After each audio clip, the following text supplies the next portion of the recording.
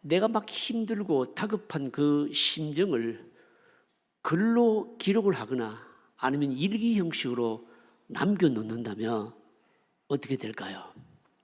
나중에 평안할 때 기록했던 것을 꺼내어서 읽어보면 어떤 심정이 들까요?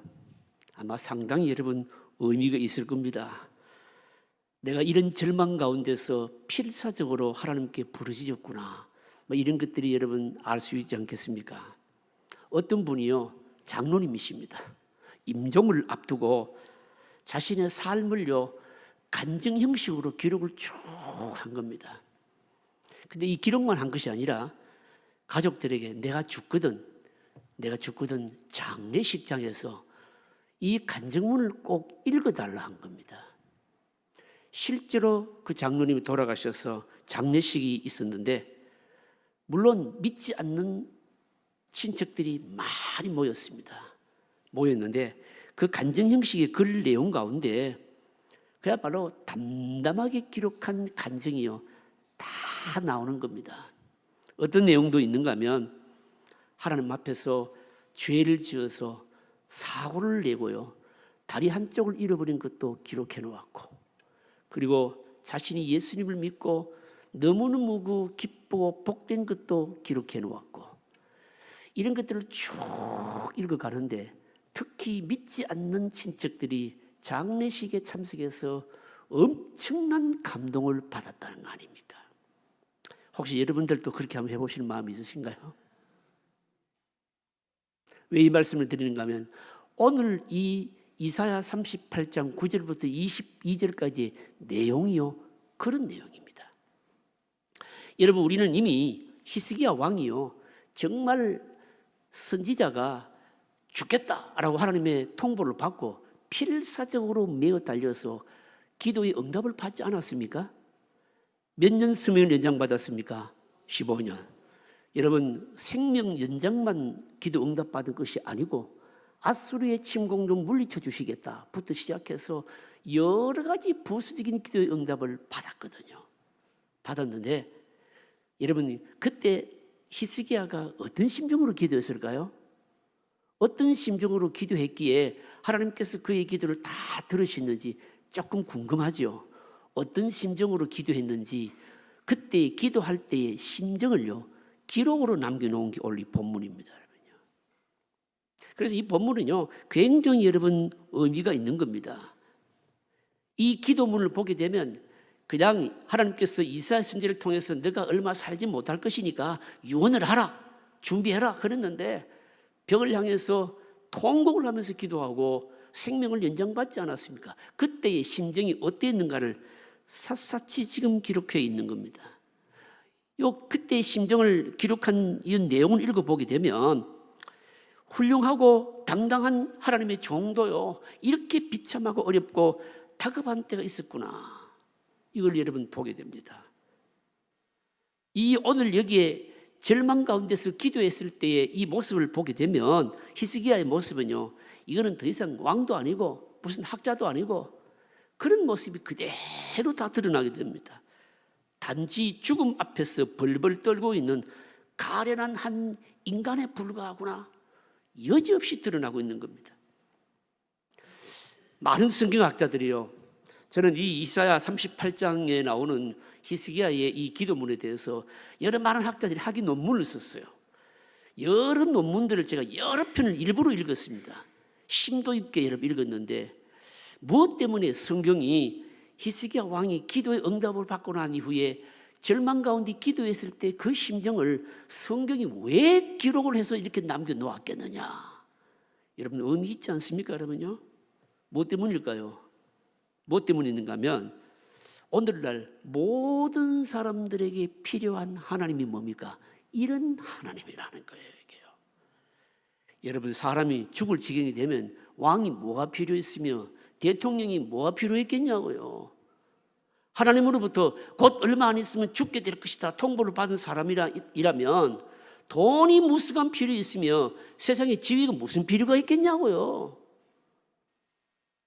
히스기야가 그렇게 절박한 심령으로 벽을 향해서 눈물을 흘리면서 통곡으로 기도했는데 성경은 그냥 벽을 향해서 통곡하며 기도했다는 것만 나와 있지 그때의 진짜 깊은 심정이 여러분 성경에 좀처럼 나오지 않습니다. 그런데 그가 왕이었음에도 불구하고 그때 기도할 때의 심정이 어떠했는지를 성경이 성령의 감동으로 기록으로 남겨놓았다는 겁니다. 그러면 여러분 뭘 알 수 있겠습니까? 정말 절망 중에 답답할 때 벽을 향해서 통곡하고 기도했을 때 그 왕의 심정이 어땠는가를 볼 수 있겠죠. 여러분 이 왕의 심정이요, 이 왕이 찾는 그 하나님이 우리 모두의 하나님이어야 된다. 성경의 기록 목적이 바로 거기에 있는 겁니다. 여러분 그렇다면 히스기야가 벽을 향해서 통곡하고 기도했을 때 그 심정이 여러분 좀 궁금하지 않습니까? 여러분요, 궁금하지 않습니까? 오늘 한번 살펴보도록 하겠습니다. 먼저 죽음 앞에 선 히스기야의 심정입니다. 여러분 인간에게 죽음이 뭘까요? 인간에게 죽음은 일단 중지와 같습니다. 이 어떤 철학자가 한 말입니다. 모든 것의 뭡니까? 중지. 이게 여러분 죽음입니다. 어떤 일을 하고 있더라도 더할 수도 없고 그리고 또 살아있는 모든 관계와 탁 끊어지고 단절되는 겁니다. 정말 안타까운 것은 죽음이라고 하는 것은 사랑하는 사람을 더 이상 볼 수가 없는 겁니다. 이걸요, 이 이사야 선지자를 통해서 하나님께서 너 얼마 이제 못 잊고 죽을 테니 유언하라 라고 했는데 이 통보를 받고 이 히스기야가 했던 심정이요, 그런 심정이었다는 것을 고백을 하고 있는 겁니다. 잘 표현하고 있습니다. 한번 보실까요? 10절 11절입니다 10절 11절 같이 읽어보실까요? 내가 말하기를 나의 중년에 스오리의 문에 들어가고 나의 여성을 빼앗기기에 되리라 하였도다. 내가 또 말하기를 내가 다시는 여호와를 배웁지 못하리니 산자의 땅에서 다시는 여호와를 배웁지 못하겠고 내가 세상의 거민 중에서 한 사람도 다시는 보지 못하리라 하였도다. 여러분 보십시오. 나의 중년에 무슨 말입니까? 아니 나이가 얼마 안 됐다는 거예요. 누가 보더라도 보편적으로 봐서 더 살아야 될 그런 나이입니다. 나의 중년에 스올의 문에 들어갔다. 나의 여생을 빼앗기게 되리라. 이게 무슨 표현입니까? 하나님께서 히스기야에게 명령하신 것이 있는데 중년에 모든 걸 이제 죽음을 통보받았으니까 이제는 중지할 수밖에 없다는 겁니다. 비유를 들자면 이런 거 아니겠습니까? 전쟁을 지금 한참 하고 있는데 왕이요, 어떤 사령관으로 하여금 작전권을 회수하고 바로 돌아오라, 이거하고 똑같은 겁니다. 여러분 히스기야의 이 심정, 히스기야의 이 회고가 우리에게 주시는 교훈이 뭘까요? 우리가 인생을 살면서 어떤 일을 하는 것도 참 중요하고 또 의욕도 중요하지요. 그러나 더 중요한 것은 내가 어떤 일을 하겠다, 의욕도 중요하지만 더 중요한 것은 하나님께서 그런 기회를 주신다는 게 얼마나 귀하고 복된 것인가, 이걸 알아야 된다는 겁니다. 아무리 본인이 의지가 있고 계속 일을 하고 싶어도 하나님께서 기회를 주시지 아니하시면 아무런 소용이 없는 겁니다. 그래서 여러분 우리에게는요, 기회가 있을 때를요 잘 선용해야 됩니다. 그래서 사람이 젊은 나이든지 연세가 드셨든지 간에 언제나 중요한 게 뭘까요? 지금이 중요하다는 거예요. 또 여러분 보십시오. 히스기야가 뭐라고 말하는가 하면요, 내가 세상의 거민 중에서 한 사람도 다시는 보지 못하리라 하였도다. 죽음 앞에서는 사랑하는 사람과도 교제가 다 끝날 수밖에 없다, 이 뜻이거든요. 죽음의 담으로 나누어져서 이제는 부활의 순간까지는 함께 영광을 나누지를 못하는 겁니다. 결국 히스기야는요, 자기가 죽으면요 가장 아쉬운 게 두 가지 있다, 이 뜻입니다. 하나는 뭡니까? 하나님을 위해서 더 일할 수 없다, 나는 일하고 싶은데 기회를 안 주시니까 안타깝다, 이거고요. 다른 하나는 적어도 생존 세계에서 이제 죽음이라고 하는 것은 교제를 다 단절해야 되는 바로 이 아픔이 있다. 자신의 이 죽음을 통보받고 솔직하게 지금 표현하고 있는 겁니다. 사랑하는 성도 여러분, 늘 현재를 소중히 여기시기를 바랍니다. 지금이 여러분 늘 귀중한 때입니다. 여러분 하나님께서 우리에게 뭔가를 허락하실 때 여러분 그거 우리가 소중히 여기는 믿음을 가져야 된다는 거죠. 둘째로 히스기야의 두려움입니다. 이사야 선지자를 통해서 얼마 못 살 거니까 유언해라 이 통보를 받고요. 죽음을 눈앞에 둔 히스기야는요 2가지 두려움이 있었는데 하나는 심적인 두려움이었고 하나는 육체적인 고통이었습니다. 여러분 한번 보실까요? 먼저 여러분 심적인 두려움이 있습니다. 12절 한번 읽어보실까요? 12절을 같이 읽습니다. 나의 거처는 목자의 장막을 거듭같이 나를 떠나 옮겨갔고 직공이 배를 걷어 마름같이 내가 내 생명을 말았도다. 주께서 나를 틀에서 끊으시리니 조석간에 나를 끝내시리로다. 지금 히스기야 왕이요 나의 죽음을 2가지로 비유합니다. 하나는 뭔가 하면요 목자가 장막을 걷어서 이동해 버리는 것으로 지금 비유합니다. 나의 거처는 목자의 장막을 거듭같이 나를 떠나 옮겨갔고, 저는 이제 몽골 한번 가고 싶은데 한 번도 갈 기회가 없어서 텔레비전을 통해서만 봤습니다. 여러분 유목민들 생활이 어떻습니까? 늘 이동하는 거죠, 그죠? 초지가 있는 곳에 이동을 해서 게라라고 하는 큰 이동식 그 집 있죠. 장막을 치고 풀이 있는 동안에 열심히 풀을 뜯어먹이고 또 풀이 좀 다 뜯어먹었다 싶으면 이동하고, 이게 여러분 유목 사람들의 생활 아니겠습니까? 그런데 여러분 이 지금 히스기야가 하는 말이 뭔가 하면 나의 것처럼 목자의 장막을 거듭같이 나를 떠나 옮겨갔다. 이게 무슨 말씀인가 하면 목자가 장막을 걷어서 그냥 아직까지 풀을 좀 더 뜯어 먹여야 되는데 장막을 걷어 가버렸다는 거예요. 목자가 장막을 걷어버리면 아무 흔적도 남지 않는 겁니다. 장막을 쳤으면은 그러면 어느 정도 머물면서 양을 먹여야 되는데 양을 다 먹이기도 전에 장막을 걷어가 버렸다는 겁니다. 그러면 뭔가 집을 지어놓고 조금 이 목축들에게 뭔가를 좀 먹을 것을 제공해야 되는데 장막을 걷어가 버리니까 그냥 기회가 없어졌다는 거예요, 여러분요. 하나님이 이 일을 다 끝내지도 않았는데 하나님께서 장막을 걷어가셔 버리니까 여러분 이게 허무하다는 거예요. 여러분 히스기야가요 유다를 위해서 개혁을 아주 힘차게 하지 않았습니까? 그런데도 불구하고 아직까지 개혁이 많이 남아있고 할 일도 많이 남아있는데 하나님이 장막을 걷어가셔 버린 겁니다. 그리고 또 하나 비유를 들잖아요. 무슨 비유입니까? 주께서 나를 틀에서 끊으시리니, 보시면요 직공이 배를 걷어 마름같이 내가 내 생명을 말았도다. 이게 무슨 말씀입니까? 요즘은요 여러분 우리가 배틀에서 배를 짜는 걸 본 적이 없으니까 이 말의 의미가 여러분 잘 이해가 안 될 겁니다. 저는요 아주 어릴 때 조금 기억이 남습니다. 저희 어머니가 그 배를 짤 때의 여러분 모습을 기억을 하고 있거든요. 여기 연세 드신 분들 배틀에서 배 짜면 어떻게 합니까? 배틀 북이 왔다 갔다 하고요. 실오라기 하나하나를 여러분 가려내기도 하고요. 또 실오라기를 또 말아서 또 끊어지면 엮고요. 그러지 않습니까? 실오라기가 끊어지면 어디에 엮습니까? 다리에다가 올리고 비비고 이래가지고 실로 엮어서 배를 짜고 이러잖아요, 여러분요. 제만 아는 겁니까? 연세 드신 분들이라면 다 아실 겁니다, 여러분요. 이 배틀을 짜는 이 배틀에서 배를 짜는 걸 말하는 겁니다.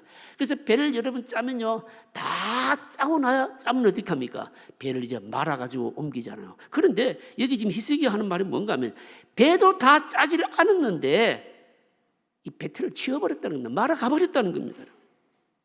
이거 지금 뭘 표현하고 있는가 하면요, 히스기야의 심적인 두려움을 지금 묘사하고 있는 겁니다. 하나님으로부터 버림받은 게 아닌가.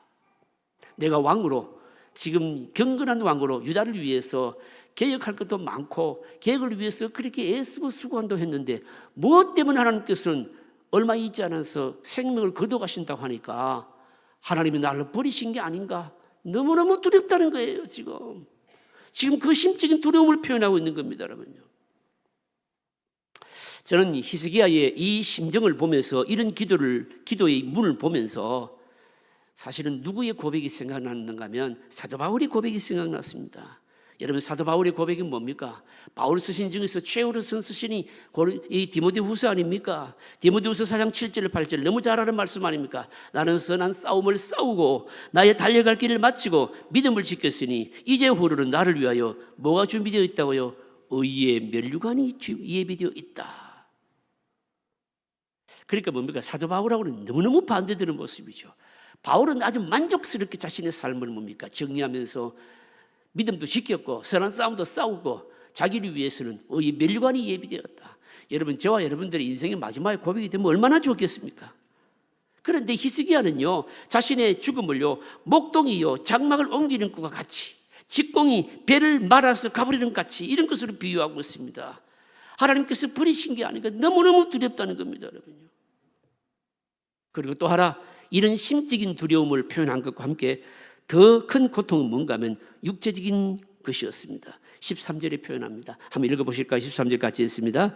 내가 아침까지 견디오사오나 주께서 사자같이 나의 모든 뼈를 꺾으시오니 조석간에 나를 끝내시리라. 여러분 이 말씀을요 한번 묵상해 보셔야 됩니다. 뭘 묵상해야 되느냐 보십시오. 히스기야가 겪고 있는 병세를요 얼마나 목숨이 경각에 달린지 그대로 표출하고 있잖아요. 내가 아침까지 견디었사오나 이게 무슨 말씀입니까? 아침까지 견디었다? 그러니까 겨우겨우 뭡니까? 버티어서 밤을 지나서 아침까지 왔다는 거예요, 여러분요. 그런데 그 다음에 보시면 뭐라고 말씀합니까? 주께서 사자같이 나의 뼈를 꺾으시오니 조석간에 나를 끝내시리라. 여기 보시면요 사자가 양에게 덤벼들어서 하는 것을 비유로 들고 있습니다. 저도요 이 말씀을 준비하면서 알았어요 이게요. 여러분 기회 있으면 집에 가서 텔레비를 보시면 동물의 왕국 같은 거 한번 보세요. 유튜브를 통해서 사자가 여러분 이 그 양 아닌 말입니다. 조그마한 이 연약한 그 초식 동물을 잡아 먹을 때 여러분 잡을 때는 어떻게 잡습니까? 가만히 보시면요 일단 목을 뭅니다. 왜 그럴까요? 목을 물으면 일단 숨줄이 끊어지겠죠. 근데 우리 이 정도만 알고 있는데 여러분 그렇게 그 강한 동물들이요 연약한 동물을 잡아먹을 때 목을 잡아서 이 목숨을 끊기도 하지만 사실은요 뼈를 물어서 끊는다는 거예요. 그럼 뼈를 물었을 거 그럼 어떻게 될까요? 죽지는 않아도 도망갈 수 있을까요 없을까요? 도망을 못 가는. 이걸 한번 상상을 한번 해보십시오. 지금 성경 표현이 바로 그겁니다. 사자가 양을요 뭐 하는가 하면요 사자같이 나의 모든 뼈를 꺾으셨다. 뼈를 꺾으니까 도망은 못 가고 목숨은 붙어 있고 그러면 여러분 그때가 여러분 얼마나 고통스럽고 공포스럽고 두렵겠냐고요. 누가 그랬다는 겁니다. 지금 히스기야가 그렇다는 겁니다. 이 죽음을 예고받고서 완전히 뼈 꺾인 연약한 동물같이 죽은 겁니다. 그런데 목숨은 붙어 있고 그러니까 그때 공포심과 두려움이 고통이 얼마나 심했겠냐고 여러분요. 그러니까 이런 상황에서 히스기야가 기도했으니까 그 기도가 여러분 얼마나 간절한 기도였겠냐고 여러분요. 여러분 이걸요 히스기야의 얘기가 아닌 나의 얘기로 여러분 한번 받아들여 보시길 바랍니다, 여러분요. 여러분 이 정도 되면 여러분 사람이 여러분 뭐 소망을 둘 게 어디 있겠습니까? 소망을 둘 곳이 여러분 없죠. 다 끝난 것이죠. 그런데 히스기야의 마음속에 강한 확신이 하나 있었습니다. 여러분 그게 뭘까요? 그게 뭔가 하면요 사실은 바로 이게 히스기야에게 주신 하나님의 복이기도 한데 하나님께서 다윗에게 하신 언약입니다. 여러분 사무엘하 7장에 보시면 하나님께서 다윗과 언약을 맺으시는데 여러분 성경을 보시면요 성경은 언약의 책입니다. 요즘 주일 나되면 다음 주일 다시 창세기로 돌아가서 창세기 강의 말씀을 또 듣겠습니다만 성경을 보시면 창세기에서부터 약속 덩어리입니다. 언약이요 계속됩니다. 아담과 맺은 언약이 있죠. 여러분 또 노아와 맺은 언약이 있죠. 그 다음에 또 아브라함과 맺은 언약이 있죠. 언약이 계속해서 이어집니다. 이 언약은 결국은 여러분 그 종점이 어딜까요? 예수 그리스도이시죠, 여러분요. 그런데 여러분 다윗의 언약이요 사무엘하에 보면요 굉장히 독특한 언약이 나옵니다. 여러분 언약이라고 하는 것은 계약의 성격이 있거든요. 이 계약이라고 하는 것은 쌍방간에 이루어지거든요. 둘 중에 어느 한쪽이 어기면 뭡니까? 이 계약이 자동적으로 취소가 되면서 언약이 무너지는 겁니다. 무너지는데, 그런데 하나님께서 다윗하고 맺은 언약의 특징이 뭔가 하면요, 이 unconditional covenant예요. 그러니까 무조건적인 언약이요, 계약이 없는 거예요. 그러니까 일방적인 겁니다. 한쪽 방향. 하나님께서 그냥 다윗에게는 막 일방적으로 은혜를 베푸신 겁니다. 그 언약의 핵심이 뭔가 하면 다름 아닌 너의 다윗의 후대에는 등불을 꺼트리지를 않겠다는 겁니다. 너의 후손이 앞으로 죄를 지으면 인생 채찍으로 채찍을 내리긴 하지만 절대로 다윗의 대를 끊지는 않겠다. 이게 하나님께서 다윗에게 하신 무조건 언약의 내용인 겁니다. 그런데 여러분 이 기도문 속의 내용이 뭔가 하면 히스기야는요, 사실은 그때 후대가 없었습니다. 히스기야가 가만히 생각해 보니까 자기도 그 언약의 후손인데, 그 언약이 있는데 가만히 생각해 보니까 하나님께서 나를 지금 때리시는 정도가 아니고 이게 완전히 등불을 지금 끌려고 하고 있는데 이게 아닌 것 같다. 그래서 그 언약을 붙들고 어떻게 할까요? 기도하는 겁니다. 여러분 히스기야의 기도가 위대한 이유가 바로 여기 있는 겁니다. 자기에게는 후계자가 없고, 그래서 하나님께서 지금 이 상태에서 멸망시키면 안 된다는 겁니다. 그래서 강하게 자신의 뭡니까? 이 절망을 바로 기도하는 것이죠, 여러분요. 어떻게 기도하느냐 보실까요? 14절입니다. 14절 같이 읽어보실까요? 같이 읽습니다. 나는 제비같이 학같이 지적이며 비둘기같이 슬피 울며 내 눈이 쇠하도록 앙망하나이다. 여호와여, 내가 압제를 받사오니 나의 중보가 되옵소서. 여기 보시면 세 가지 종류의 새가 나와요. 뭐가 나옵니까? 제비같이, 학같이, 비둘기같이 운다. 이 세 종류의 새가 여러분 의미하는 바가 뭘까요, 여러분요? 여러분 이 세 종류의 새들은요, 여러분 뭔가 하면요, 갈수록 울음소리가 커지는 새들이에요. 이 새들은 자기의 어려움이 해결될 때까지 끊임없이 지저귀는 새들입니다, 여러분요. 이 새들은요, 조용해지는 방법이 뭔가 하면요, 죽든지 문제가 해결되든지 둘 중에 하나를 하는 새들이에요, 이게요. 왜 이 새들이 등장하느냐? 제비같이, 학같이, 비둘기같이. 뭔가 하면 히스기야가 그 심정이었다는 겁니다. 내 기도를 들어주시든지 내가 죽든지 둘 중에 하나 하겠다. 나는 다윗의 언약을 기억하고, 하나님께서 다윗과 언약 맺약은 절대로 후대는 끊이지 않겠다고 하셨는데 자기의 후대는 아직도 없고, 그런데 인생 책적으로 때리시는 정도가 아니고 아예 내 인생을 걷어가려고 하시니까 안 맞다는 거예요. 그래서 나는 끝까지 죽든지 아니면 이 어려운 문제를 해결해 주든지 둘 중에 하나 해 주셔야 된다. 그런 마음으로 비유를 들고 있는지 제비같이, 학같이, 비둘기같이 그렇게 운다는 거예요, 이게요. 얼마나 여러분 이 절박한 심정입니까, 여러분요? 여러분 이런 기도를 하나님이 들으실까요, 안 들으실까요? 뭐 크게 답을 안 하시는데 그렇게 안 하고 싶다는 겁니다. 덜 답답하신 모양인데, 여러분들이 히스기야와 같은 처지에 한번 딱 처해 보십시오, 여러분요. 오늘 잊어버려도 좋습니다. 혹시 앞으로 그런 일이 있으면 오늘 설교 말씀을 꼭 기억하세요. 히스기야 같은 심정으로 한번 기도해 보시라고요. 여러분 하나님의 응답을 받는 가장 좋은 기도가 뭘까요? 여러분 뭔가 하면요, 하나님 나라를 위해서 한 번 더 기회를 달라는 겁니다, 여러분요. 이 땅에서 하나님 나라를 이루기 위해서 한 번 더 능력을 주시고 기회를 달라. 히스기야의 기도가 바로 그런 겁니다. 이거 안 들어주시면은 내가 죽든지 그냥 끝까지 울든지 하겠다는 겁니다, 여러분요. 여러분 이런 기도는요 다 들어주시게 되어 있습니다. 그래서 예수님도 약속하신 거잖아요. 뭘 약속하셨습니까? 너희는 먼저 뭘 구하라고요? 그의 나라와 그의 의를 구하라. 여러분 이런 기도가요 위대한 기도입니다. 우리 주시는 교훈이 뭘까요? 아플 수도 있고 사업에 실패할 수도 있고 아이 때문에 걱정거리가 있을 수도 있고 문제가 있을 수도 있고 염려가 있을 수도 있습니다. 그 자체를 위해서도 우리가 기도할 수 있어야 되겠지만 그것을 통해서 하나님의 음성을 듣고 하나님 기회 주시면은 하나님 나라와 복음을 위해서 다시 한번 더 내 남은 시간을 사용하고 헌신하고 쓰기를 원합니다. 여러분 이런 기도를요, 여러분 히스기야처럼 기도하게 되면 응답해 주실까요? 안 해 주실까요? 응답해 주십니다. 여러분요. 한 대지가 더 남았는데 여기까지만 제가 설교하겠습니다.